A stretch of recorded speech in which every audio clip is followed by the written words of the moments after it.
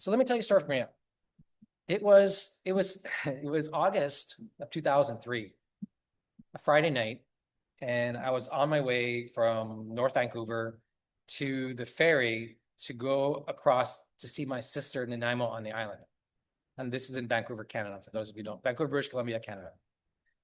And what happened was I drove all the way to this ferry terminal. It was like an hour drive. And the Queen of Coquitlam, which was the name of the ferry, I still remember it, was broken down. And so they're telling me that I can't get on the ferry. You basically, there's no ferry to go across to the island. So I'm like, okay, whatever. So I go back home. And then my roommate at the time said, let's go out. So we went out that night. And of course, I was 33 at the time, had a good night, whatever. So the next day was like, okay, we're staying home because we were out the night before. I don't want to do anything. He didn't want to do anything. And we're just hanging out. And it was about 10 o'clock at night. It was about 10 o'clock. I still remember. And his girlfriend came over and goes, let's go. Let's go out downtown to the bars. And we're like, no way, we're not going out. And you might think that's late, but at that time, I guess they were trying some new thing with bar hours. So everything was open to 4 in the morning. So 10 o'clock was rather early when you think of it along those lines. We're like, there's no way we're going. We were just out last night. I have no interest. And so after a half hour, I guess she finally convinced us. We said, okay. But then she goes, okay, but I got to go home and change. I'm like, what? What do you mean you got to go home and change? It's now already 10:30. So how long is that going to take? Okay, drop us off. There's a local restaurant that turns into like a little pub at night sort of thing. You've probably been to one of those. We used to go there to play the golden tee kind of sports thing while we have beer. Drop us off over there. And then when you're ready, come back and get us. So that's what she did. So we got out, we got ready. It doesn't take long for us guys to get ready. And I do what guys do when they go to a place where there's a lot of girls around. I'm walking around, and in about I don't know 10 minutes, I see I see this woman. Okay, and I was walking, and as I'm walking, I can see her, and I'm attracted to her, and she had this kind of Latin look to her. But I'd walked past her. I was like, I like her, but I walked past her for about 3 feet. I stopped. I'm like, what am I doing? I like this girl. So I backed up. Because she had this kind of Latin look to her, I kind of like stepped in front of her and said, Hola, ¿cómo estás? That was the best Spanish I could come up with at the time. And she happened to give me the time of the day. So we started talking, and it was maybe 5 minutes only that she said, I'm finishing university. I'm in my last year, and then I'm moving back home to Nicaragua. And right away, I knew what she said. I'm not interested in dating anybody. I don't want any relationship. I'm basically out of here. I don't want to be dragged down. I'm not sticking around for anybody. And I knew that right away. But I'm like, well, tell me more about Nicaragua, because crazy people, they're not scared of anything. And you tell her, that's exactly what I told her that night. And so she kept talking to me about Nicaragua.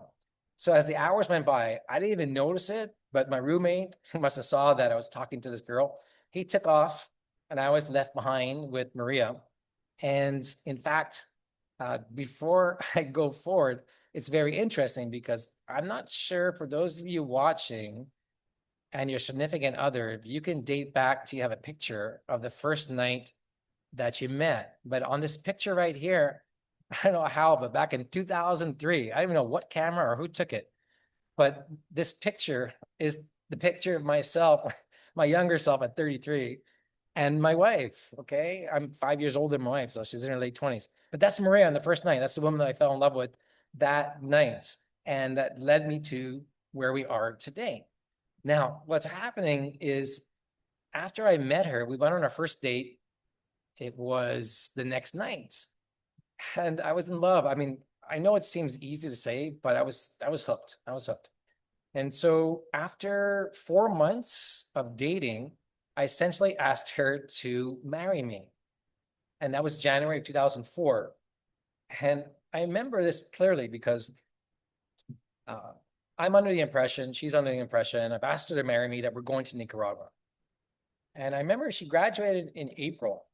And as we went out for lunch one of the days afterwards, because we were planning a wedding in Nicaragua, and she was start to get really serious about it, because now it was going to be a full-time thing, either look for a job, plan a wedding. She just graduated university. And she told me, she comes to me and she goes, Kevin, I know what I said when we met, but maybe she's in love too at this point, hopefully. But we don't have to go. I know you're working and you got this stuff. And so we could stick around for a little bit longer. And I'm like, no, baby, I told you the first night that we met, like, we're going. So keep planning that wedding in Nicaragua. Like, that's where we're going. And I didn't even have to think about it. It was the first thing I said. And it was never brought up again. So Maria continued to plan a wedding from April to November. And I got married in Nicaragua on November 10th, civilly, and November 12th in the church. And that was, and so during that time, we planned a wedding. And then I went to Nicaragua and I landed in the country. It was my first time there. Maria had left 2 months before our actual wedding date to come to Nicaragua. And that's where I am today. In case I didn't mention, I'm in Granada, Nicaragua. And for 2 months, she was in Nicaragua until I came. But the wedding dress wasn't ready. So when I came to Nicaragua, I had my luggage and her wedding dress. And I was getting ready to spend a month honeymoon in the country. Now, a month honeymoon seems like a long time, but I had a lot of vacation already saved up. So I'm like, this is going to be great.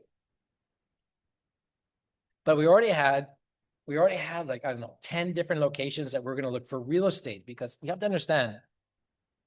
In fact, this is really important. So I know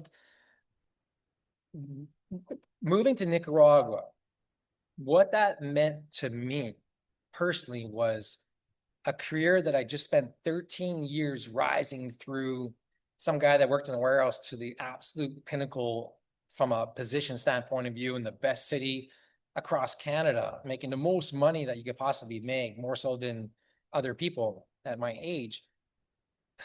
And the horizon of promotions and advancements, I gave it all up. All right. I gave all that up because I had no friends or family in Nicaragua. I didn't speak Spanish. There was no job waiting for me.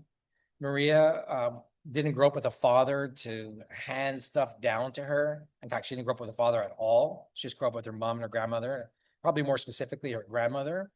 And so it was, what are we going to do when we go into the country? And so real estate at the time, and all the investigation and everything that I learned, everything she was telling me, that was the path forward.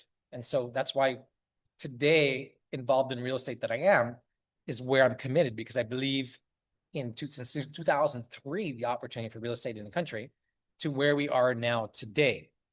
And so we got married in Nicaragua. And for those of you who don't know, I had an interview one of the last months, I think it was in December, and I was telling the story. I was hooked like within 2 days of moving into the country before I got married, because it was November 7 or 8. And I remember sitting at one of the restaurants that are locally near Managua, near the hotel where we're at. And we're sitting outside and it's 10 o'clock at night. And I'm in like a white shirt, kind of like this color. And I'm like sweating. Like, and I'm like, this is the most amazing thing. I've never been outside at night at 10 o'clock and sweating, because Nicaragua is hot at all times of the day. And so it makes it, the climate here is tremendous. And so I'm in love with the climate, and there was no way that I could see myself going back to Canada. So what happened was, that's why I like this presentation. I got so much time to tell you this whole story. We got married, and after we got married, this is Maria at the bottom left over here. That's her at the airport. We're coming back to Canada, and we get into Canada, and it's not more than 12 hours. And I, looking at her, and it's Christmas time. It's December 8th, because we came back on December 7th. And I said, there's no way that we're going to find real estate in Nicaragua and do all the due diligence that we need to do if we're both in Canada. And that's important because prior to going and leaving to Nicaragua, Maria had gotten a job with Enterprise. She just got a job after graduating university, and she was going to be a purchasing agent. She was going to be the person that buys the cars for Enterprise rental cars. And they had trained her, spent a lot of time, and basically she came back in Nicaragua and basically gave notice, because what was more important was turning around and going back to Nicaragua to look for land. So after Christmas, and all being back a month, Maria left. Okay. You gotta imagine, she was gone 2 months before I got married. I spent a month with her in Nicaragua, a month back in Canada, and then she left. So there was no like super honeymoon period. We didn't go on a honeymoon. We had one where we got married. So she left to go back to Nicaragua to look for land. And that was her mission. Okay. It wasn't going to be me going to look for land. It was going to be her. That's why she's so intimately involved in everything that we do. So it wasn't more than a couple of months that she found our first property, which was located about an hour and a half outside of Managua.